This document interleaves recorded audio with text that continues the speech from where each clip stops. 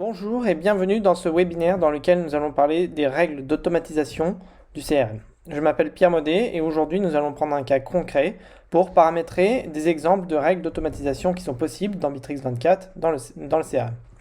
Aujourd'hui, notre cas concret, ça va être d'avoir un déclencheur qui applique les règles lorsque l'on réalise un paiement d'une facture d'un montant de plus de 500 euros.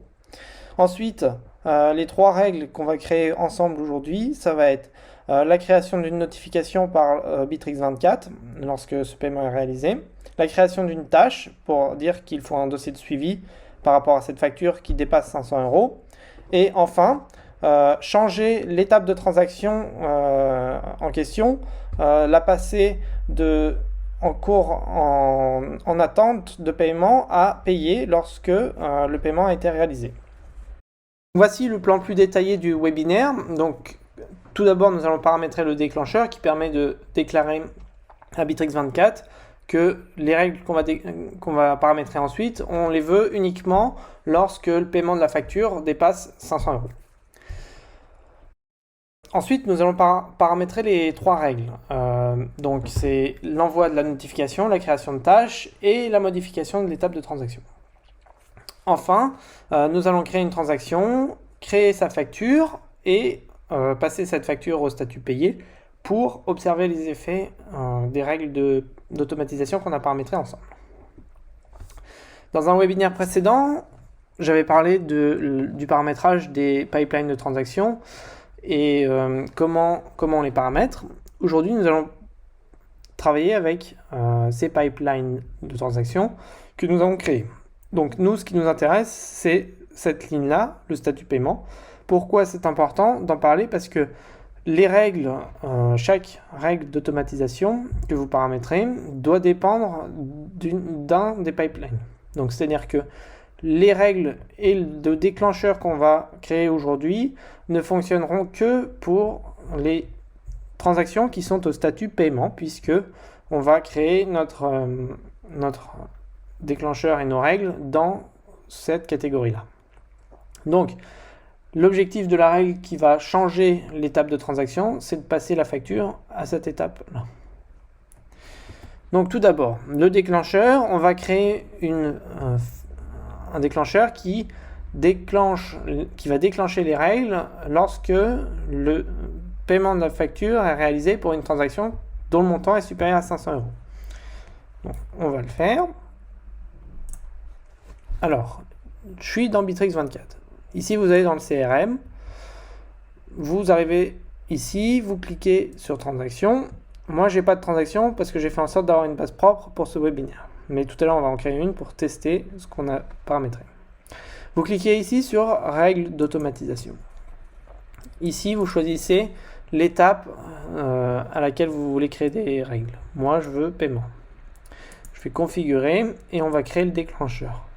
Alors, le déclencheur, on a dit que c'était un paiement de facture. Ok, il s'appelle paiement de facture. Je ne vais pas changer le nom parce que c'est assez clair. Et je vais mettre une condition. Donc ici, la condition, c'est le montant de la transaction. Ici, supérieur à 500. Hop. Hop là. Ça y est. Donc là, notre déclencheur est paramétré. Ensuite, ce qu'on va faire, c'est paramétrer la notification Bittrex 24. Donc, ça va permettre d'envoyer un message à l'utilisateur lorsque le paiement est réalisé. Ah, ce paiement a été réalisé, etc., etc. Donc, nous, on veut pour l'employé, cette fois. Alors, on va choisir notification. C'est ici. Choisissez notification.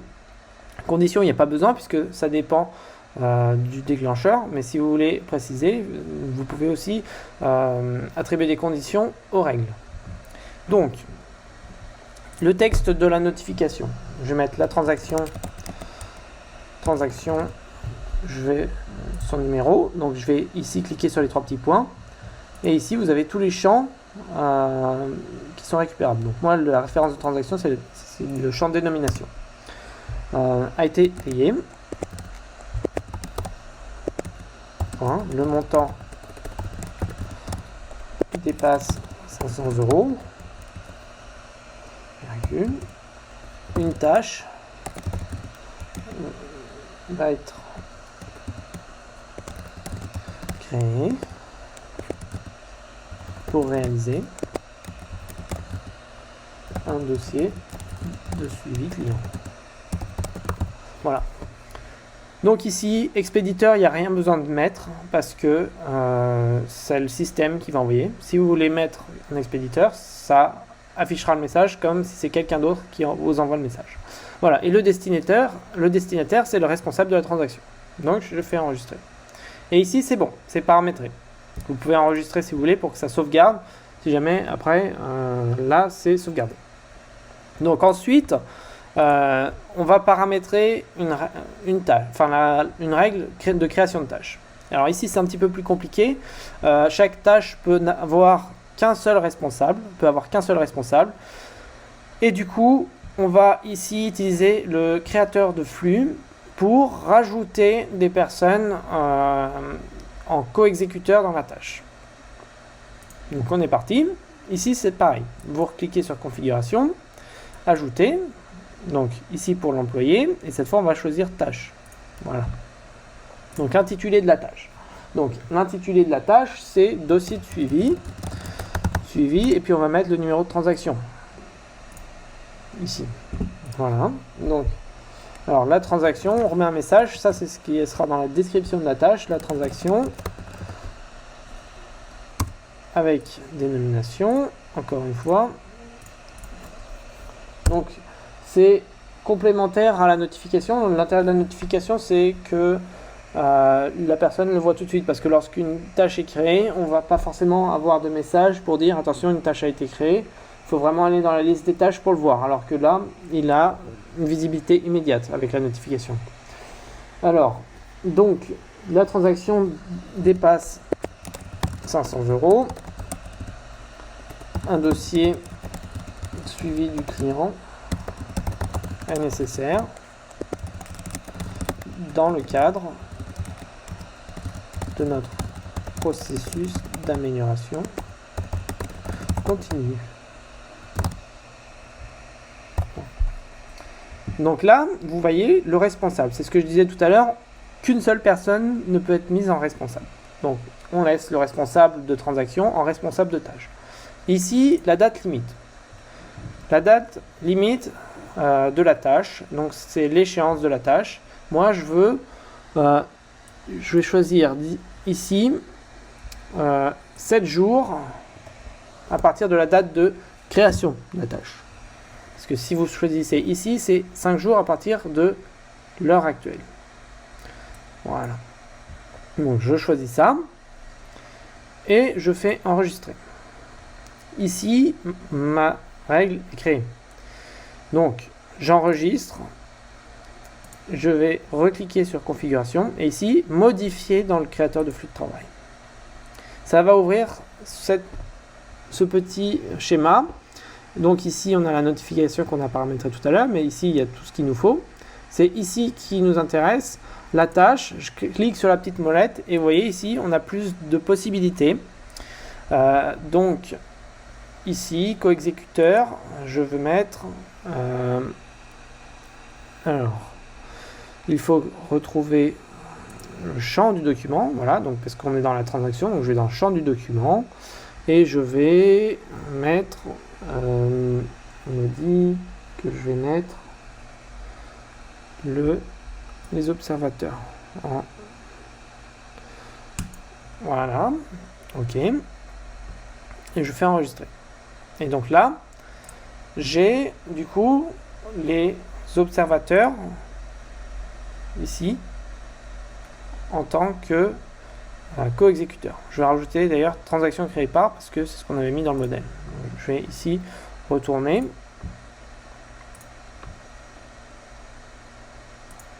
Et donc co-exécuteur, ici vous pouvez en mettre plusieurs. Donc je vais mettre transaction créée par. Voilà, vous avez les deux qui sont en co-exécuteur. Alors,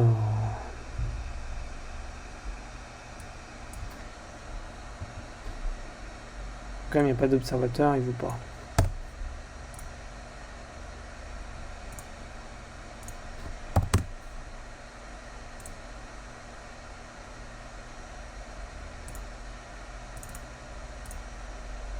Non, c'est qu'il fallait mettre une virgule.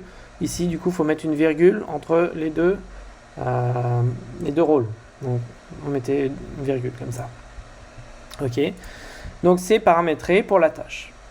Maintenant, il nous reste une dernière chose à faire. Ici, ah pardon, c'est pas ce que je voulais faire. Donc, configurer. Je vais ajouter une règle ici. Du coup, ça va être le statut de la transaction. Donc, par exemple, une fois que la facture va être envoyée, si la facture est payée, ici, elle ne va pas bouger. Moi, l'intérêt, c'est que lorsque la facture, on la passe à payer, ici, elle passe dans paiement reçu.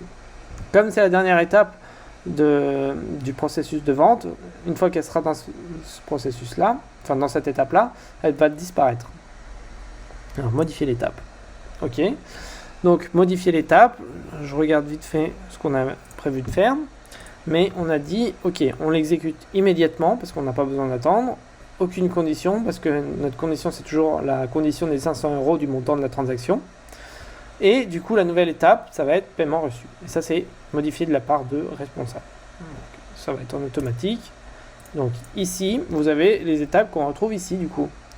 Et donc, moi, ce qui m'intéresse, c'est paiement reçu. Voilà, je fais enregistrer. Je renregistre. Et on a, du coup, paramétré notre déclencheur et nos 3 règles. Donc maintenant, on va pouvoir créer une transaction. Donc voilà, on a l'aperçu, donc c'est ce qu'on a aussi. Et on va du coup créer notre règle. On va créer notre transaction. Donc je retourne dans transaction. Ici, je clique sur ajouter. Donc ici, je précise, tous les champs que vous avez sont paramétrables. Donc forcément, vous n'aurez pas forcément la même vue que moi. En plus, vous pouvez non seulement les renommer, vous pouvez les déplacer et les rajouter à d'autres sections. Vous pouvez même en créer. Donc, c'est pour ça que vous pouvez avoir une vue un petit peu différente.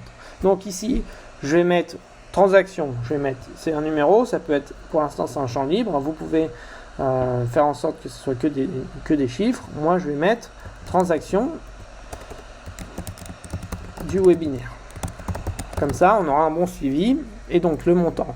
Mais le montant, et pour l'instant, moi, je mets rien. Pourquoi? Parce que je vais rajouter des produits et le montant va être calculé automatiquement. Alors, le client, j'ai des clients dans ma base de données, donc je vais par exemple attribuer cette transaction à Delphine Dumont. Voilà, ici les produits.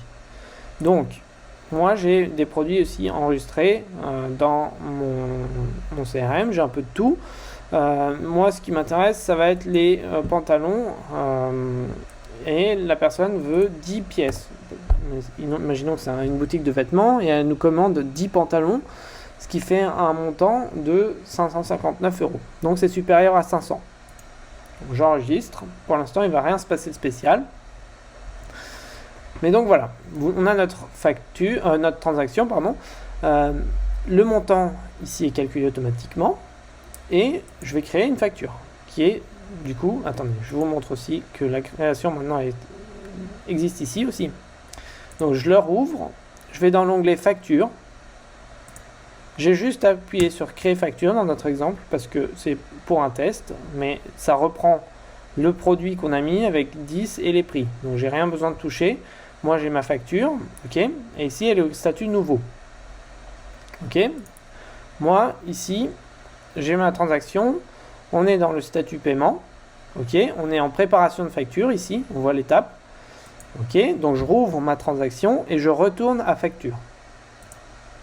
Je retourne à facture et ici je vais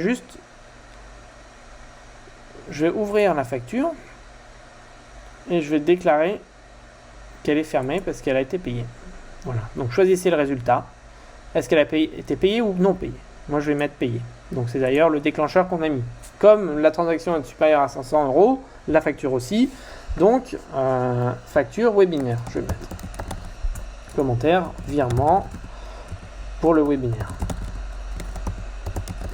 Voilà. Je fais enregistrer.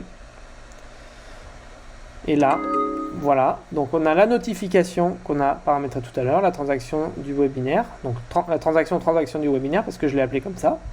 a été payé. Et si je clique là, ça va m'ouvrir la transaction, mais j'en ai pas besoin. On va cliquer ici. Hop, elle n'est plus là puisque effectivement la transaction a été créée. Donc si j'ajoute une transaction rapide, juste pour vous montrer quelque chose, voilà, je vais mettre 3 €. Je vais juste vous montrer pourquoi elle disparaît. Parce que si on est dans le Kanban, je la déplace, elle est en paiement reçu. C'est la fin du tunnel, il n'y a plus d'étape après. Après c'est terminé et c'est pour ça qu'elle a disparu puisque c'est l'étape à laquelle on l'a paramétrée. Dernière vérification à faire, la tâche qu'on avait créée. Donc effectivement elle est là. Par contre on s'est trompé. On a mis que c'était moins 7 jours à partir d'aujourd'hui. Donc on s'est trompé par rapport à ça. Donc ce qu'on va faire, on va retourner dans le CRM et on va paramétrer rapidement une deuxième transaction. On retourne dans règles d'automatisation. Donc c'est pas très grave puisque notre tâche est là. On va configurer et on va changer. Ici on a juste à changer ça. Alors voilà, dans 7 jours après, j'avais mis avant, donc j'avais pas vu, donc c'est ici qu'il faut choisir enregistrer. Donc là je vais recréer une transaction du coup pour vérifier que ça marche, ou alors je vais utiliser celle-là. Je vais changer le montant, je vais mettre 512 enregistrer. Je vais mettre un client. Non, il est déjà. Donc je vais mettre une facture, je vais créer la facture et que je vais fermer. Donc c'est la transaction demande de prix 36,49. Ok, moi je veux terminer cette facture et on va voir si la tâche est créée correctement. Non, pourquoi il ne l'a pas créée?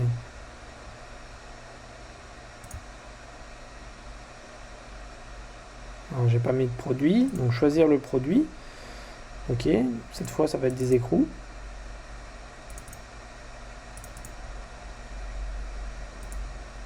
On a mis plusieurs fois. Ok, continue. J'ai un montant qui est de 6,80 €, mais ce qui est important c'est que la facture, la transaction, elle a été paramétrée par le montant de la facture dépasse les 500 €. Donc on a la notification et on va regarder si la tâche a été créée. Alors voilà, donc elle est là et là c'est bien, on est le 3 août, donc c'est bien le 10 août, donc c'est bien 7 jours après aujourd'hui. Ok, donc on a fait le tour, on a créé notre déclencheur et nos 3 règles. Donc c'est tout pour aujourd'hui, merci de nous avoir regardés. Vous pouvez retrouver tous nos webinaires et nos vidéos sur notre chaîne YouTube. Si jamais vous n'êtes pas client Bitrix24, n'hésitez pas à créer votre compte gratuit Bitrix24 pour découvrir la plateforme, faire vos tests et bénéficier de toutes les fonctionnalités gratuites qui sont disponibles sur le plan gratuit. Bonne journée à tous et bon courage!